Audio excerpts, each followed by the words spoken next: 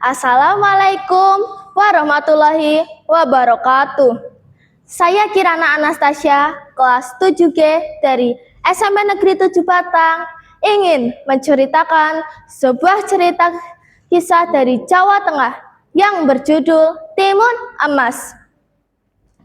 Alkisah, di sebuah desa terdapat janda tua yang bernama Mbok Srini.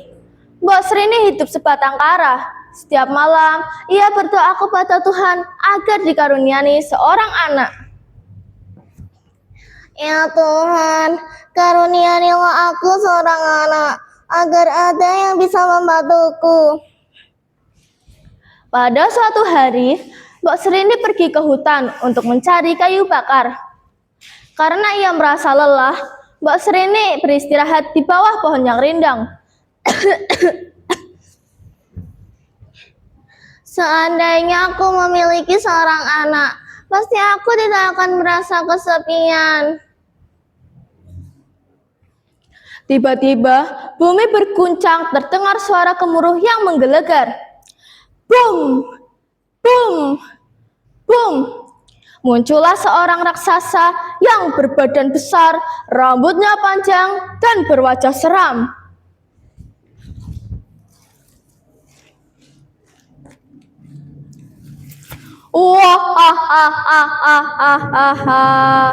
Wahai nenek tua, ku dengar kau menginginkan seorang anak. Aku bisa mengabulkan keinginanmu itu.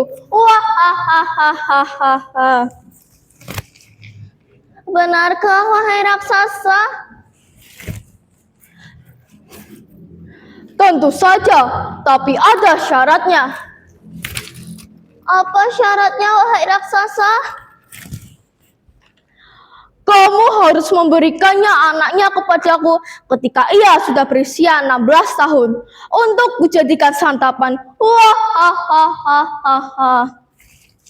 Karena ingin sekali mempunyai anak, Mbok Srini pun menyetujui permintaan sang raksasa. Lalu sang raksasa memberikan biji mentimun untuk Mbok Srini tanam.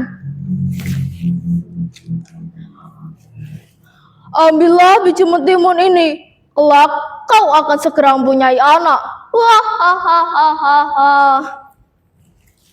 Mbok Srini segera pulang dan menanam biji mentimun itu.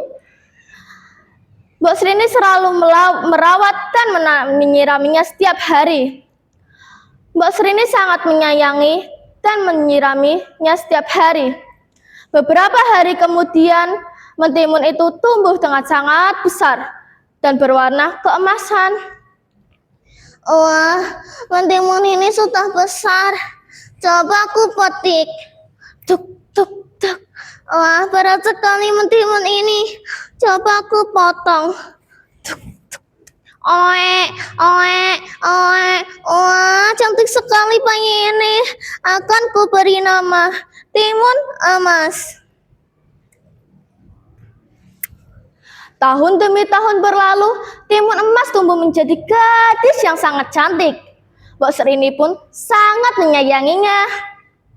Dalam hati, Mbok Srini was-was dan takut karena sewaktu-waktu raksasa akan datang menemuinya. Karena Timun Emas sudah tumbuh menjadi gadis yang dewasa yang berusia 16 tahun. Waktu itu sudah tiba, sang raksasa akan menemui Mbok Srini. Lalu Mbok Srini menyuruh Timun Emas untuk berpura-pura sakit. Tibalah waktunya raksasa itu datang ke rumah Mbok Srini. Terdengar suara gemuruh yang mengguncang. Celum, celum, celum.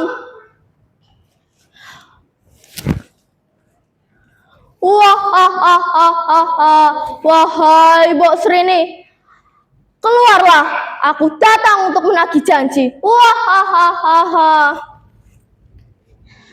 Maaf raksasa, Timun Emas sedang sakit keras. Tidak enak jika kau makan sekarang, karena dagingnya pasti akan membusuk. Gimana jika kau memberikan saya waktu 3 hari lagi? Saya berjanji akan menyembuhkan Timun Emas. Sang raksasa pun setuju. Sang raksasa pergi ke hutan untuk kembali ke rumahnya. Lalu Mbok Srini mencari cara gimana caranya agar Timun Mas terselamat dari sang raksasa. Mbok Sreni pergi ke hutan, ke gunung untuk mencari sang pertapa. Sang pertapa, tolonglah, aku mau minta bantuanmu. Tolong selamatkan anakku, Timun Mas.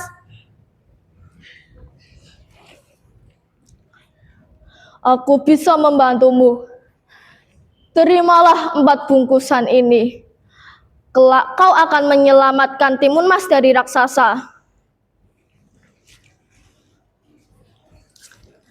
Lalu Mbok Sreni memberikan 4 bingkisan itu kepada Timun Mas.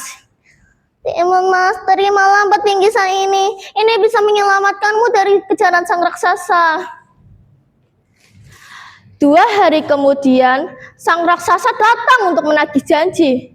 Sang raksasa melihat Timun Mas sudah dewasa, lalu ia tak sabar untuk memakannya. Ketika raksasa hendak menangkapnya, Timun Mas lari sangat cepat. Ketika sudah jauh, Timun Mas merasa kelelahan.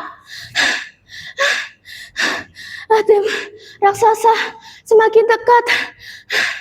Lalu Timun Mas melemparkan 1 bungkusan yang diberikan kepada Mbok Sreni. Ia melemparkan kepada raksasa itu bingkisan yang berisi biji mentimun. Wih, boom! Lalu hutan di sekitarnya berubah menjadi ladang timun yang mengikat raksasa. Oh, apa ini? Kenapa bisa ada ladang mentimun di sini? Tetapi sang raksasa bisa melepaskan diri dari ikatan itu. Kemudian Timun Mas mengeluarkan bungkusan yang kedua yang berisi jarum. Wih, boom! Lalu hutan di sekitarnya berubah menjadi bambu-bambu yang tinggi dan runcing. Oh, kenapa bisa ada bambu-bambu di sini? Tolong! Tetapi lagi-lagi sang raksasa itu bisa melepaskan diri. Sang raksasa masih mengejarku. Timun Mas mengambil bungkusan yang ketiga yang berisi garam. Wih, boom! Lalu hutan di sekitarnya berubah menjadi lautan yang sangat dalam dan luas. Wah, kenapa tiba-tiba ada lautan di tengah-tengah hutan? Wah, Timun Mas, jangan lari kamu. Tetapi sang raksasa bisa berenang, lalu ia tetap mengejar Timun Mas. Sang raksasa masih mengejarku lagi. Timun Mas panik karena bingkisannya hanya tersisa 1. Timun Mas melemparkannya yang berisi terasi. Wih, boom! Lalu seluruh hutan berubah menjadi danau yang panas dan dan bisa menyerap seseorang di dalamnya. Wah, ada apa ini? Panas!